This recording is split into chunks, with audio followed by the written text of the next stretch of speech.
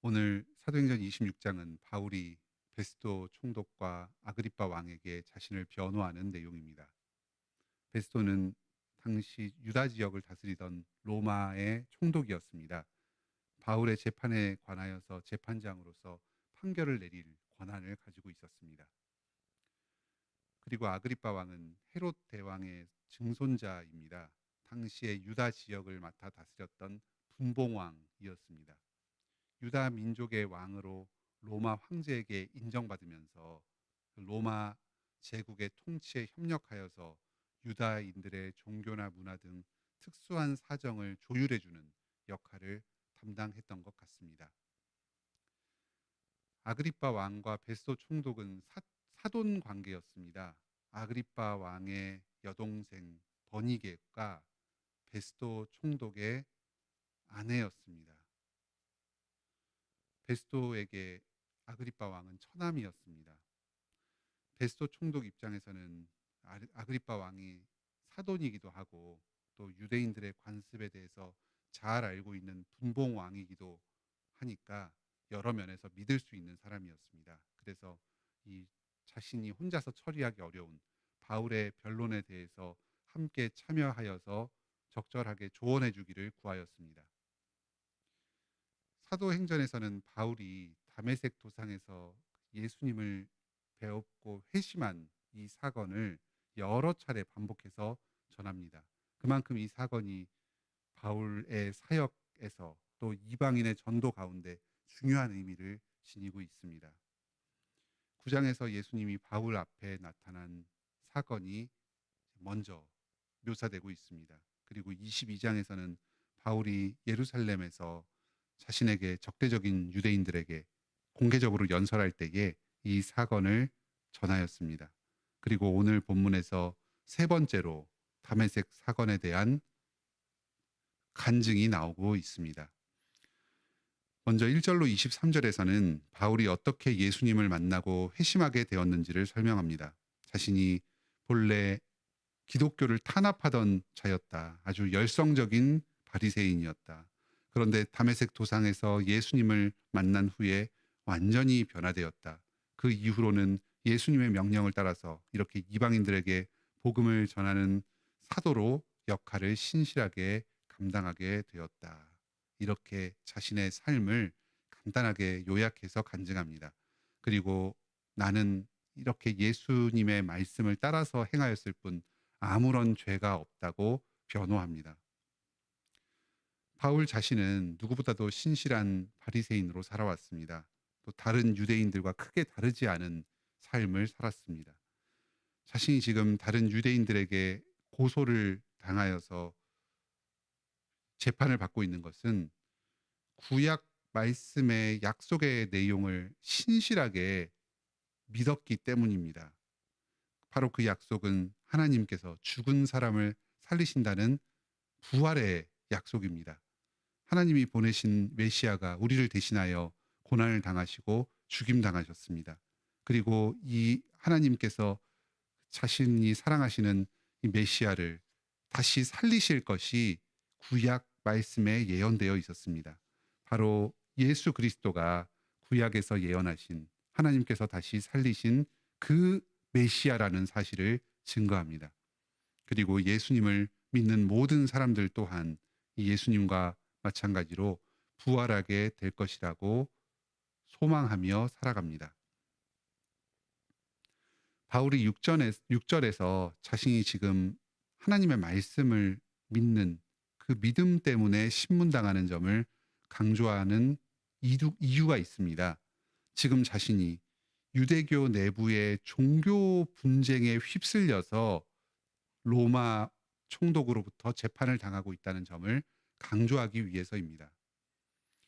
지금 유대인들은 로마 황제에 대한 반란을 일으킨다.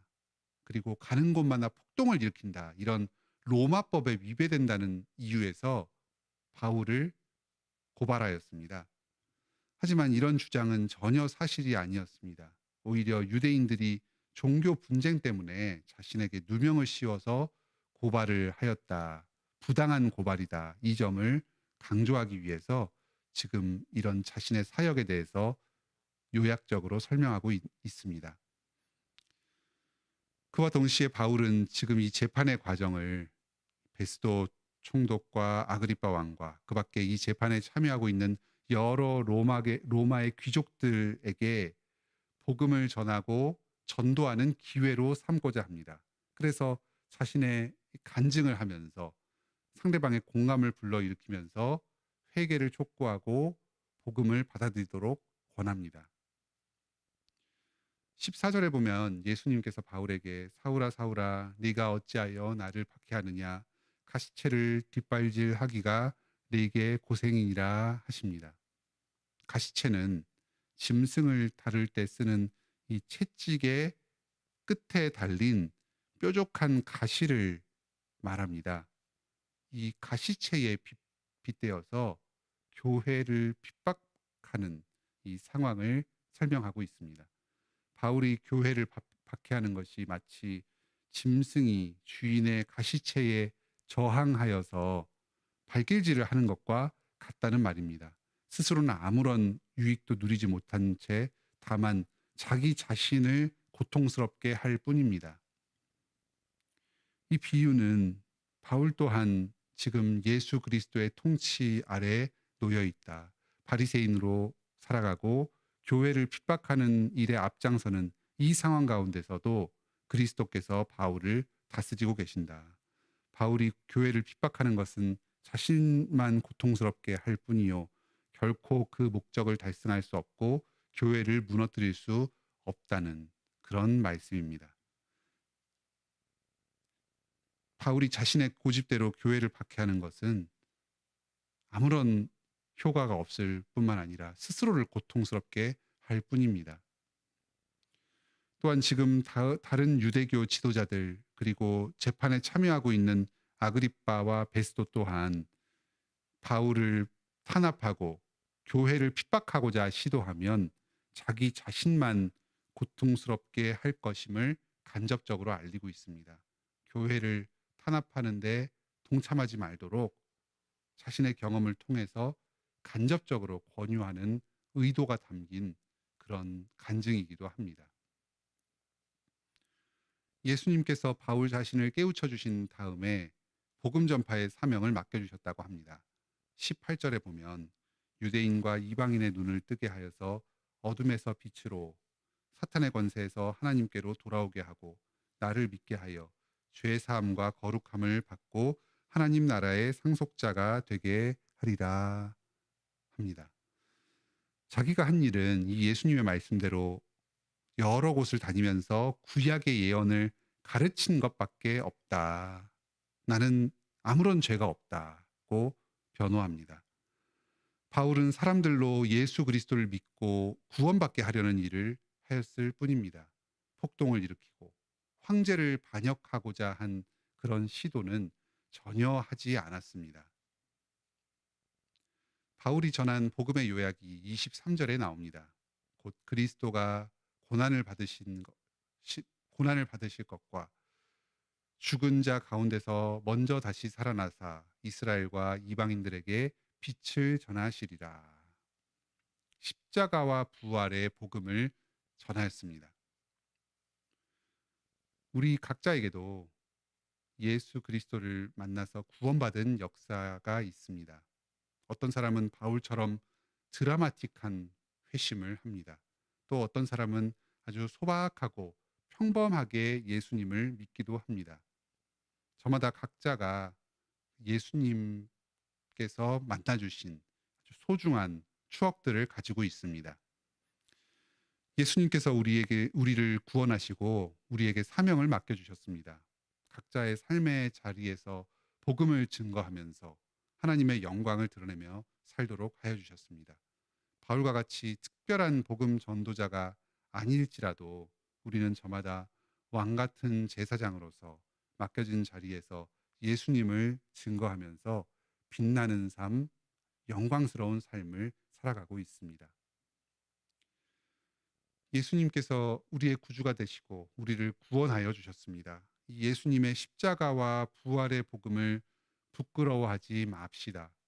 항상 우리의 삶의 자리에서 예수님을 증거하면서 그리스도인의 정체성을 분명하게 하며 살아갑시다. 아무리 예수님에게 적대적이고 또 나의 운명을 좌우할 수 있는 지체 높은 사람이 협박하듯이 나의 신분을 따져 묻는다 하더라도 로마의 편이냐 예수 그리스도의 편이냐 하면서 협박하듯 묻는다고 하더라도 정직하고 당당하게 나의 예수 그리스도의 십자가와 부활의 복음을 담대히 증거할 수 있기를 바랍니다. 나의 삶 가운데 예수님의 구원이 어떻게 이루어졌는지를 누구에게서도 거리낌 없이 전할 수 있기를 바랍니다. 주님께서 여러분의 삶을 통해서 그 증언을 통해서 사람들을 살리고 이 땅 가운데 하나님의 뜻을 온전히 이루실 줄을 믿습니다. 다음으로 24절로 32절에서는 베스도 총독과 아그리빠 왕의 반응이 나옵니다. 베스도는 바울아 네가 미쳤도다 합니다. 죽은 사람이 살아난다는 것이 말도 안 된다는 것입니다. 환각이나 정신 착란과 같은 증상을 보이고 있다고 생각합니다. 또한 아그리빠 왕은 네가 적은 말로 나를 권하여 그리스도인이 되게 하려 한다 합니다. 아그리빠 왕은 기존의 유대인과 또 기독교인들 사이에 대한 이해가 있었습니다. 바울의 말을 들으려고 하지 않았습니다. 지금 이 바울이 자신을 그리스도교로 개종시키려 한다는 사실을 분명히 알고 있었습니다. 이것은 참으로 어리석은 말이라고 생각합니다. 그리스도인이 되게 하려 한다. 이 말 자체에 조롱의 의미가 담겨 있었습니다. 그 자리에서 재판에 참여하던 모든 사람들은 지금 바울에게 잘못이 없고 무죄라는 것을 분명히 확인하고 인정했습니다. 바울은 죄인이기 때문에 체포를 당하여서 로마로 구금되어 가는 것이 아닙니다. 로마에 가서 황제와 로마 시민들에게 복음을 전하기 위해서 그 수단으로서 재판받기를 스스로 자발적으로 선택하였습니다. 죄가 없지만 복음을 위해서 고난당하는 길을 선택하였다는 이 사실을 지금 이 재판을 행하는 이방인 통치자들이 선언해 줍니다. 오늘날 우리도 나의 죄 때문이 아니라 복음을 전하기 위해서 이유 없는 고난을 스스로 감당할 때가 있습니다. 뒤로 물러서지 맙시다. 기꺼이 나를 구원하여 주신 예수 그리스도의 은혜를 의지하여서 우리에게 맡겨진 고난을 당당하게 감내해 나갑시다. 바울은 모든 사람도 다 나와 같이 예수님 믿기를 하나님께 원하나이다 하였습니다. 기독교는 단지 유대인들에게만 국한된 특수하고 편협한 종교가 아니었습니다. 오늘날로 치면 모태 신앙으로 어린 시절부터 기독교 울타리 안에서 자라난 사람들에게만 해당되는 그런 특수한 문화적 현상이 아닙니다. 모든 사람들이 믿고 구원받아야 할 보편적인 지식이요 진리입니다. 이 그리스도의 복음을 다른 누군가에게 전하거나 전하기를 주저하거나 두려워하지 맙시다. 이 일을 위해서 고난받기를 기쁘게 여깁시다. 예수 그리스도의 사랑을 말미암아서 세상 가운데 나아가서 복음을 전하는 일에 힘씁시다. 오늘 본문에서 바울은 아주 힘있고 담대하게 복음을 전파했습니다. 이방인 통치자들을 긍휼히 여기면서 이들이 예수님을 믿기를 바라면서 복음을 전했습니다. 자신이 로마까지 끌려가서 황제와 귀족들 앞에서 복음을 증거해야만 하는 그런 이유는 하등 없었습니다. 오직 예수님께서 명령하셨기 때문에 그들을 향한 긍휼과 사랑의 마음을 가지고 감당할 필요가 없는 불필요한 재판을 받으면서까지 자신의 목숨을 바쳐서 복음을 전파하고자 하였습니다. 당시에 사람들이 그러한 바울의 헌신을 알고 호응하면서 감사를 표하거나 또는 회심으로 보답하였던 것은 아닙니다. 베스토와 아그리빠는 오히려 바울을 조롱하기도 하고 비난하기도 하면서 바울의 노력을 폄하하였습니다. 오늘날도 우리가 사랑의 마음으로 다른 사람을 섬기고 복음을 전할 때에 그것이 당장 열매를 맺지 않는 경우가 많습니다. 오히려 오랜 기간의 인내와 헌신으로 복음을 전한 뒤에 자기도 모르는 때에 아주 오랜 시간, 긴 시간이 지난 뒤에 열매를 맺게 하시기도 합니다. 내가 섬기는 그 당사자에게 그 결과가 당장 드러나 보이지 않을 때가 많습니다. 하지만 다른 방식으로 또 다른 누군가를 통해서라도 내가 지금 주님 안에서 흘린 그 눈물의 수고는 결코 헛되지 않을 것입니다. 씨앗이 열매를 거두게 될 것입니다. 우리의 그 헌신과 수고를 통하여서 반드시 구원의 열매를 맺게 하여 주시고 많은 사람들이 믿고 변화될 것입니다. 오늘도 여러분이 각자의 자리에서 눈물과 기도로 복음의 씨앗을 뿌릴 때에 하나님께서 그 수고를 귀하게 여겨주시고 사용하여 주실 것입니다. 여러분의 삶을 통해서 많은 사랑의 열매, 복음의 열매가 맺히게 될 것입니다. 이 사실을 기억하고 주님의 신실하심을 신뢰하면서 오늘도 각자의 자리에서 사랑의 수고를 감당하는 복된 하루를 보내시기 바랍니다. 함께 기도합시다. 하늘에 계신 우리 아버지, 오늘도 바울 사도의 이 복음 전하는 모습을 말씀으로 듣게 하여 주시고 오늘날 우리가 어떠한 심정으로 살아가야 할지 좋은 본보기를 보여주시니 감사드립니다.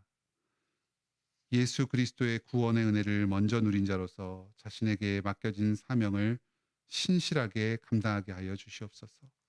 우리 각자가 세상의 고난, 또 주변 사람들의 몰인정, 또 삶 가운데 열매가 맺히지 않는 것 같은 답답함 가운데서도 좌절하지 않게 하여 주시옵소서. 끝까지 인내하면서 자신의 삶 가운데 복음을 증거하는 사명을 감당하게 하여 주시옵소서. 저희의 이 수고를 통해서 우리의 사랑하는 사람들, 섬기는 가족들, 또 이웃 친지들, 이 교회 성도들이 주님께서 친히 일하심을 경험하게 하여 주시고 구원의 은혜를 누리게 하여 주시옵소서. 오늘도 주님을 의지하며 살아갈 때에 주님께서 저희의 삶의 모든 필요를 돌아봐 주시고 공급하여 주시옵소서. 지금 임신 중에 있는 우리 성도들 주님께서 함께하여 주시고 태아와 산모의 건강을 지켜 주시옵소서. 지금도 아이를 간절히 소망하고 있는 우리 부부들 있사오니 그 가정에 자녀를 보내주시고 또 주님의 이 선하심과 신실하심을 소망하며 인내하게 하여 주시옵소서. 또 결혼을 원하며 배우자를 찾고 있는 우리 여러 청년 성도들이 있사오니 주님께서 가장 좋으실 때에 가장 적절한 사람을 보내주시고 믿음의 가정을 꾸리게 하여 주시옵소서. 독신의 은사를 주신 성도들 또 홀로 된 성도들 있사오니 주님께서 그 외로움을 달래주시고 동행하여 주시옵소서. 친히 배우자가 되어 주시옵소서. 그리고 우리 교회를 통해서 언약의 자손들을 믿음으로 낳고 또 기르는 이 일 가운데 자신의 사명을 발견하게 하여 주시고 우리 교회 공동체가 큰 하나님의 가족으로서 의미를 가지게 하여 주시옵소서.